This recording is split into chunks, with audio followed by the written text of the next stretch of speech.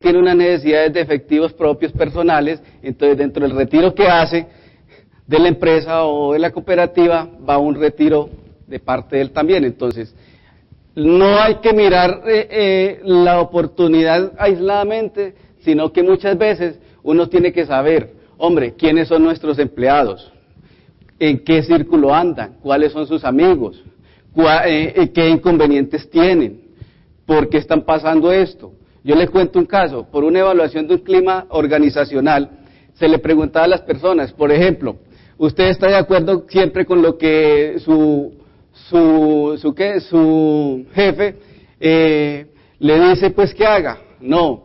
¿Usted está de acuerdo en que los elementos de trabajo son los adecuados? No. Esta persona, cuando nosotros fuimos y tabulamos la información, y antes de tabulársela al día siguiente ya cometió un fraude, era una persona totalmente apática, una persona que nada le servía, que tenía unos problemas grandes en su vida, que a nivel de relación de pareja tenía también sus inconvenientes. Toda esta parte es importante uno evaluarla. Por eso pregúntense, ¿quiénes son nuestros empleados? ¿En qué andan? ¿En qué están? Los empleados en una organización normalmente forman subculturas, y normalmente a las personas que le informen nunca llegan a la gerencia, siempre se quedan ahí. Entonces es la persona que llega, que cambia un estilo de vida, que compra, que anteriormente llevaba la coca, ahora compra en un restaurante un almuerzo de 7,000 pesos, que antes iba en bus, ahora va en moto. Es decir, son situaciones que nosotros tenemos que estar alerta y siempre dispuestos pues a tener los semáforos bien puestos. Las debilidades identificadas en esta situación: no había un procedimiento de control de retiro de efectivo, no se hacían arqueos regularmente, había un uso discrecional del efectivo por parte del tesorero sin ningún tipo de control, y habían unos desconocimientos de los procesos operativos de tesorería, igual una ausencia y diagramación de los controles internos. Esta es la parte de la oportunidad, el incentivo.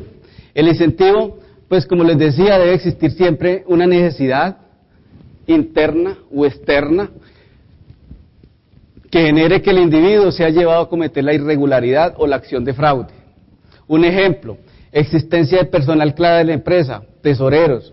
¿Por qué hablo de tesoreros? Porque en la parte de tesorería, en la parte de inventarios, en la parte de cuentas por cobrar y cuentas por pagar, son en las 4 áreas donde mayor se cometen los fraudes por efectos de la manipulación que pueden haber al interior de ella.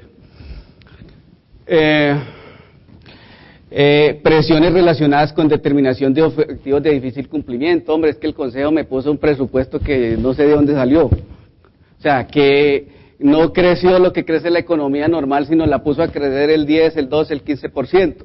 De pronto yo, como administrador, como gerente, hombre, yo tengo un perfil conservador, no nos tiremos por allá, sería lo ideal. Vámonos un poquito más abajo, porque cuando usted le ponen que cumplan unos presupuestos muy altos en el tema de ventas o en el tema de cumplimiento de objetivos, ahí cometemos los errores, porque nosotros, por mostrar resultados, empezamos a vernos presionados con indicadores, empezamos a vernos presionados por el mismo consejo, por la misma administración, junta directiva, al cumplimiento de esos objetivos. Otra parte: clima hostil dentro del ambiente laboral, tratos inadecuados que se dan dentro de la organización, debilidades encontradas, inexistencias de procedimientos tendiente a verificar los estados financieros, sobre todo en la parte de funcionarios clave, inexistencias de canales de comunicación. Muchas veces nosotros en este momento decimos que estamos en un mundo amplio, globalizado, pero normalmente los canales de comunicación se están centrando únicamente en unos correos electrónicos internos, el tener el contacto con el personal directo y personalmente, pues es importante. Los canales de comunicación a veces hay que bajarlos un poquito. La racionalización, ese es el acto de cuestionamiento que hace el individuo. Si yo lo hice, ¿por qué los demás no? Porque si los demás lo hicieron, ¿por qué yo no lo puedo? ¿Cierto? Ya que se resume en el momento clave, porque a pesar de haberse cumplido la oportunidad, haberse cumplido los incentivos de presión Y lo último que haría el individuo es hacer un acto racional y decir, yo, por si los demás lo hicieron, porque yo no lo puedo hacer. Ejemplos: elevada expresión para cumplimiento de objetivos. Personal que algunas ocasiones en la parte de ambiente laboral, clima laboral, esta persona tiene un jefe y este jefe tiene un salario, y a veces cuando no se usan escalas salariales, sino que se usan escalas personales, porque en algunos casos son escalas para la persona, no para el cargo. Entonces, hombre, ¿y por qué ese señor sí tiene ese y yo hago lo mismo, por qué yo no? Esas situaciones son peligrosas. Si todos pagan sobornos, una pregunta, ¿por qué yo no lo hago? No lo puedo hacer. Si tenía derecho a recibir una gratificación mayor, ¿por qué no me la dieron? Entonces, dibujar el balance o la contabilidad creativa no es fraude, es simplemente una regla de ajuste, es un acto racional que hace la persona que comete un fraude.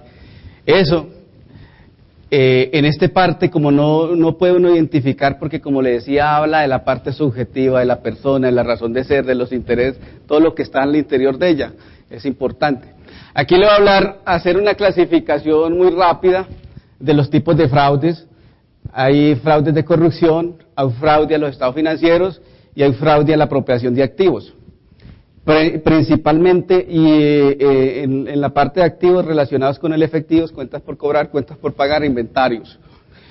Conflictos de intereses, normalmente ocurre que una junta directiva o en un consejo de administración, en algunos casos los consejeros quieren poner sus intereses en contra de la misma organización.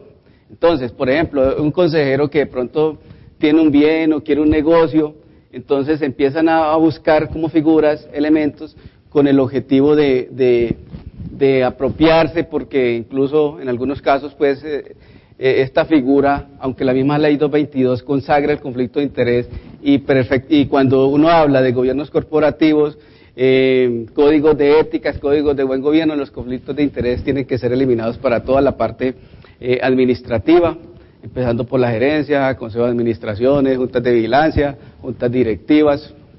Bueno, el soborno.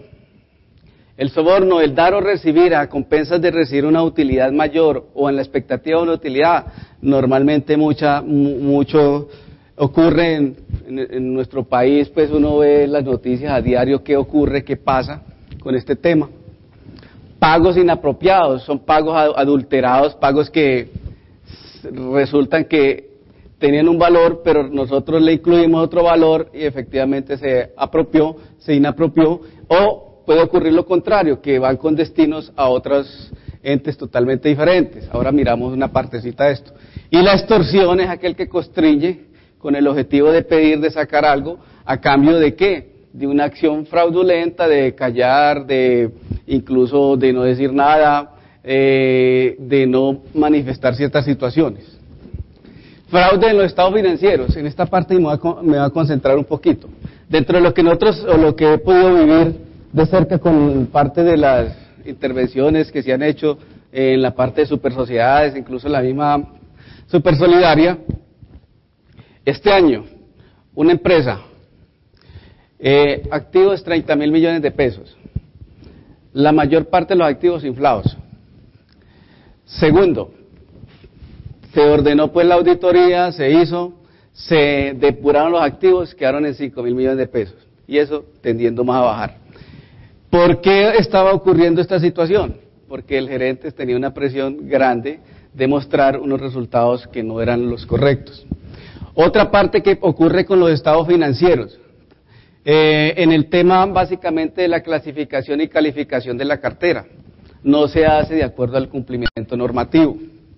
Otra parte de lo que tiene que ver directamente con los estados financieros, cuando no se depuran inventarios, cuando uno no hace una revelación clara de los inventarios, en donde incluso ni muestran los faltantes y sobrantes, ahí se da una manipulación grave de los estados financieros.